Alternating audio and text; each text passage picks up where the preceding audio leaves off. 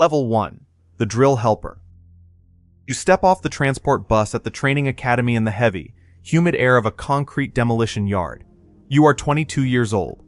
The yard is surrounded by giant rusted excavators, piles of concrete rubble, and the smell of diesel and stone dust.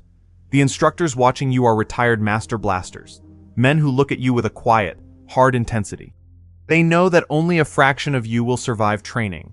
They know that a single mistake with explosives in the real world doesn't just mean a failed test, it means a complete catastrophe. Your life is now a blur of structural physics, gravity calculations, and metallurgy. You spend 10 hours a day doing heavy physical labor, carrying massive pneumatic drills, dragging heavy air hoses, and drilling deep holes into massive concrete pillars. You wear a heavy dust mask, safety goggles, and thick ear protection. The ground beneath your heavy steel-toed boots vibrates violently from the raw force of the jackhammer.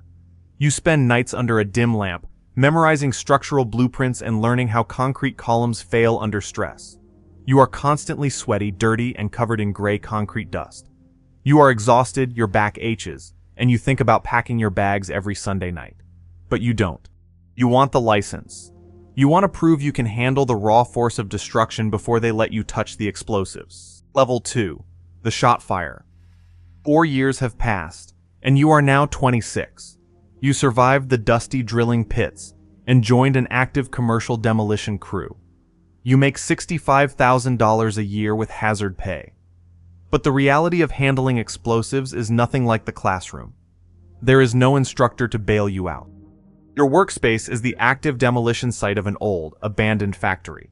You do not design the blasts yet. You are on the ground, carrying a heavy, wooden crate of commercial dynamite and water gel charges. You wear a high-visibility orange safety vest and a protective hard hat. You spend your day crawling into the tight, dark spaces beneath the concrete columns, pushing the heavy explosives deep into the drilled holes. You carefully connect the copper blast wires from each column to a central line, under the strict, watchful eye of your supervisor.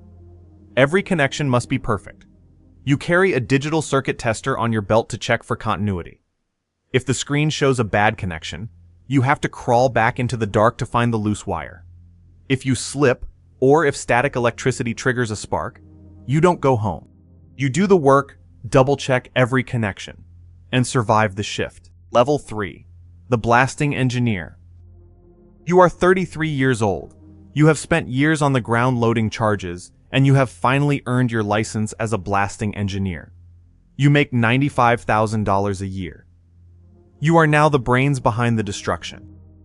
When a city decides to demolish a 15-story concrete skyscraper, you are the one who designs the collapse sequence. You sit in a mobile planning office, staring at blueprints and complex computer simulations. You calculate the exact mass of the building, the structural load of each pillar, and the precise amount of explosives needed to cut the steel beams. You don't guess. You use non-electric shock tubes and set delay times down to the millisecond. Your goal is to make the massive building fall inward, collapsing into its own footprint without breaking a single window of the neighboring buildings. You manage the work on site, directing the junior shot firers as they place the charges. You look at the big picture. If they cut the pillars on the left too early, will the building tilt and crush the power lines on the right? You have to calculate the risk in your head. One miscalculation, and a multi-million-dollar skyscraper falls onto a busy city street. Level 4. The Demolition Project Manager. By your late 30s, you are 40 years old. Your hair is graying at the temples, and your body is starting to feel the physical toll of decades on noisy, dusty job sites. You are now the Demolition Project Manager, the ultimate authority on site. You sit in the command trailer, surrounded by city permit files, road closure maps, and seismograph monitors. You make $130,000 a year, but the mental burden is immense. You do not load the charges anymore. Your job is to manage the chaos. You coordinate with the local police, the fire department, and city officials to establish evacuation zones. You monitor the weather, making sure the wind isn't carrying the dust cloud toward a nearby hospital. You are the one who holds the blasting key. At 5 in the morning, when the city streets are completely empty, you stand over the detonator console. You listen to the radio traffic as your team confirms the perimeter is clear. When you push the detonator button, you feel the deep rumble in your chest before you hear the roar. You watch through binoculars as the skyscraper collapses perfectly into a neat pile of rubble in a matter of seconds. It is a lonely, exhausting job. You sit in your chair as the dust clears, knowing that if anything went wrong, your name is the one at the top of the lawsuit. Level 5. The Retired Consultant. After 30 years in the demolition industry, you are 52. You have retired from active field work and now consult on major structural collapses. You live in a quiet house in the suburbs, but your mind is permanently wired for gravity. You walk through a modern shopping mall and involuntarily assess the structural load of the concrete pillars. You check the cracks in your basement wall out of habit, making sure the foundation isn't shifting. Your sleep schedule is permanently broken.